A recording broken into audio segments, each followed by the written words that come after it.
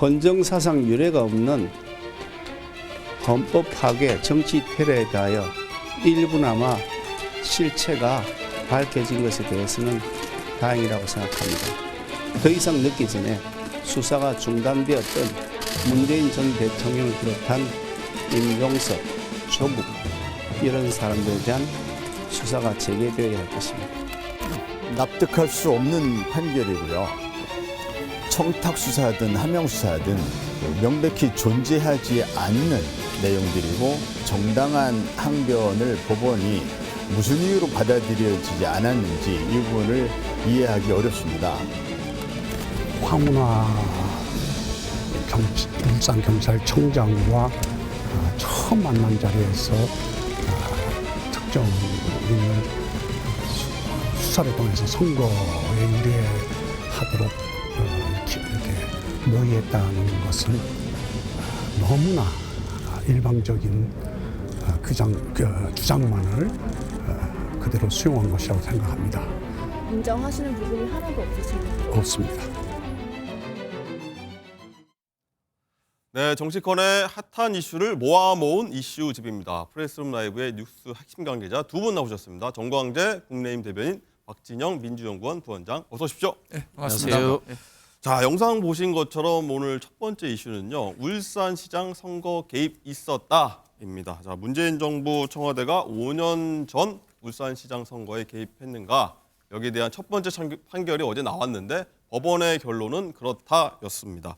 정광재 대변인, 네. 일단은 문재인 정부 청와대 울산시장 개입 사건 핵심 인물들이요, 1심에서 뭐 줄줄이 일단은 징역형을 선고받았는데 예. 오래전 사실 얘기입니다. 어떤 일이었죠? 늦었지만 사필 규정의 결과였다. 저는 이렇게 평가하고 싶습니다. 이 2018년 지방자치단체장 선거에서 있었던 일인데요. 이 당시에 울산시장으로 나섰던 송철호 전 울산시장을 돕기 위해서 청와대 무려 8개 비서관실이 움직여서 청와대와 검찰, 경찰, 공권력이 총동원돼서 송 후보를 당선시키기 위해서 이 공권력을 활용했다는 겁니다. 당시에 얘기가 나왔던 게 김기현 당시 울산시장의 동생 또 측근이 개발 사업에 비리가 있다라는 부분을 청와대가 이제 인지하고 예. 경찰과 검찰을 동원해서 선거에 개입했다는 건데 판결 내용을 놓고 보면 이 당시에 이 사실이 아니었다. 그리고 검찰과 경찰이 무리하게 수사를 했기 때문에 선거 결과도 상당한 왜곡이 있었다라는 평가를 내린 것 같고요.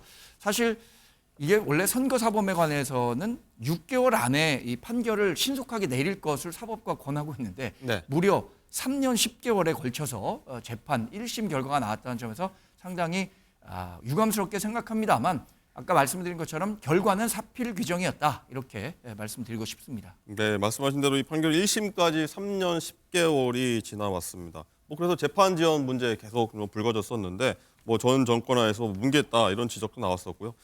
박지원 부원장님, 일단은 뭐 송 전 시장은 일단 울산시장 임기 마쳤고요. 네. 뭐 일단 황운하 의원도 의원직 뭐 거의 다 마칠 것 같습니다. 내년 총선 앞두고요. 뭐 일단 어떻게 보십니까? 이게 재판은 3년 10개월 했습니다만은 실제 사건이 난 걸 생각을 하면요. 2018년 일이거든요. 그럼 뭐 6년입니다, 거의. 5년, 6년 됐죠. 예, 6년 가까이 이제 걸린 거죠. 6년 가까이 결론 나지 않던 일들이 어떻게 정부가 바뀌자마자 이렇게 재판 결과가 나왔느냐라는 부분에 대해서는 또 역으로 또 의아해할 수도 있는 겁니다. 네. 그리고 이 황운하 의원이라든가 송철호 전 시장이 이 증거 부분에 대해서 문제 제기를 하고 있습니다. 그런 부분이 있기 때문에 저는 뭐 2심 또는 대법원까지 끝까지 가봐야 되지 않겠나 그런 생각이 들고요.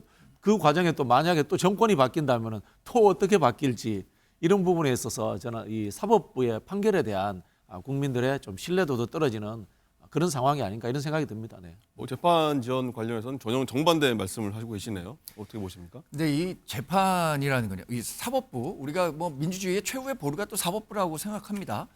근데 이 재판 지연과 관련해선 이 맡았던 주심의 그 성격도 굉장히 중요한데 이 주심이 어떤 분이었는지를 한번 국민 여러분들께서 살펴보실 필요가 있을 것 같고요.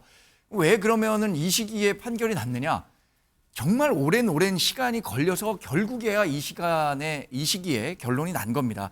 그리고 또 2심, 3심을 통해서 다시 한번 다퉈보겠다라고 얘기를 하고 있지만 1심 이렇게 오랜 기간 재판한 과정에서 충분한 검토가 있었을 것이라고 전 보고 있고요. 항소를 해서 이 재판 결과가 바뀌는 경우가 불과 5%밖에 되지 않는다고 합니다. 그러니까 뭐 항소를 하는 건 당연히 억울하다고 생각하는 측에서 가진 권리니까 당연한 절차라고 생각하지만 그에 앞서서 1심 판결이 나왔다면 자신의 억울함보다는 유감의 뜻이라도 먼저 밝혔어야 하는 것 아닌가. 또 지난 거의 4년여의 이 국회의원 임기를 황운하 의원은 거의 마쳐가고 있습니다. 또 송철호 전 울산시장은 임기를 다 마쳤고요. 이런 부분에 대해서도 좀 반성이 필요하다. 저는 그렇게 보고 있습니다. 네, 일단은 이 사건이 더 관심을 끄는 건 이제 당시 상대방 후보가요. 김기현 현 국민의힘 대표입니다. 그리고 당시 울산 청장은 황운하 현 민주당 의원이고요. 그래서 지금 김기현 대표는 울산 선거구의 몸통을 이제 찾아야 한다 뭐 주장을 하고 있는데 박시원 부원장님 어떻게 보세요? 글쎄요. 이런 주장. 정권이 바뀔 때마다 왜 사법부의 판결도 왔다 갔다 춤을 추느냐라는 이야기를 하지 않을 수가 없는데요. 이 부분에서도 선택적이 아닌가 그런 생각이 듭니다. 예를 들자면 도이치모터스 수사 제대로 되고 있지 않잖아요. 그리고 뭐 말씀하셨습니다만은 이제 사과 이야기를 하셨는데 우리 장모는 뭐 10원도 안 받았다. 물론 뭐 본인이 직접 하신 이야기는 아닙니다만은 그런 부분에 대해서 뭐 대통령도 사과하지 않고 있고요. 저는 이 사법부의 판단과 그다음에 권력의 향배 그리고 권력자들의 사과라는 부분에 있어서 지금 대한민국에서 그 누구도 자유롭게 비판할 수 없을 것 같아요. 네. 어떻게 생각하십니까? 몸통. 저는 예? 이 21세기에 청와대에 하명 수사가 있었다는 사실 자체가 상당히 놀랍습니다. 그래서 사법부가 그걸 입증한 거고요.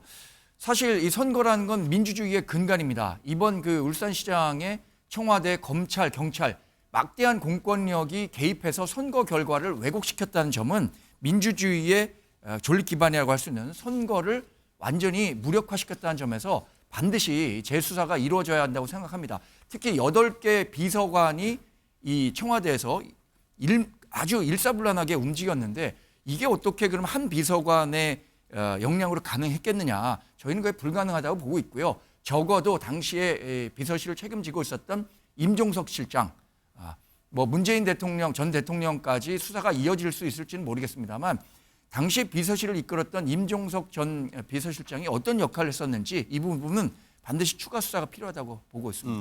뭐 말씀하신 대로 임종석 전 비서실장 그리고 조국 전 장관, 뭐 문재인 대통령, 전 대통령까지 얘기가 나왔는데 부원장님은 어떻게 보십니까? 이 청와대 고위 관계자, 검찰 재수사 이거 필요하다고 보십니까? 뭐 어떻게 보십니까? 제가 보기엔 수사 안 할 거라고 봐요. 이것도 잡고 있겠죠. 잡고 있다가 또 시기적으로 어떤 상황이 되면은 또 이렇게 속도를 내고 뭐 이런 식으로 하지 않겠나 그런 생각이 들어요. 이 정부 들어가지고 검찰의 수사도 고무줄처럼 빨랐다가 늦췄다가 할 수 있고 재판부의 판결도 빨랐다가 늦췄다가 할 수 있고 뭐 이런 상황들이 계속 이어지고 있지 않습니까? 우리가 이 검찰 독재라고 이 정부를 비판할 때 결국은 사법부가 거기에 동조해주지 않으면은 검찰 독재라는 것은 이루어지지 않거든요. 그런 부분에서 좀 사법부도 스스로 좀 냉철하게 판단하고 이 검찰과의 고리를 좀 끊는 그런 역할을 좀 보여줬으면 좋겠습니다. 어제 뭐 사실 이 사건으로 좀 굉장히 떠들썩했었는데 한번 다뤄봤고요. 뭐 내년까지 2심 또 어떻게 나올지 한번 지켜보도록.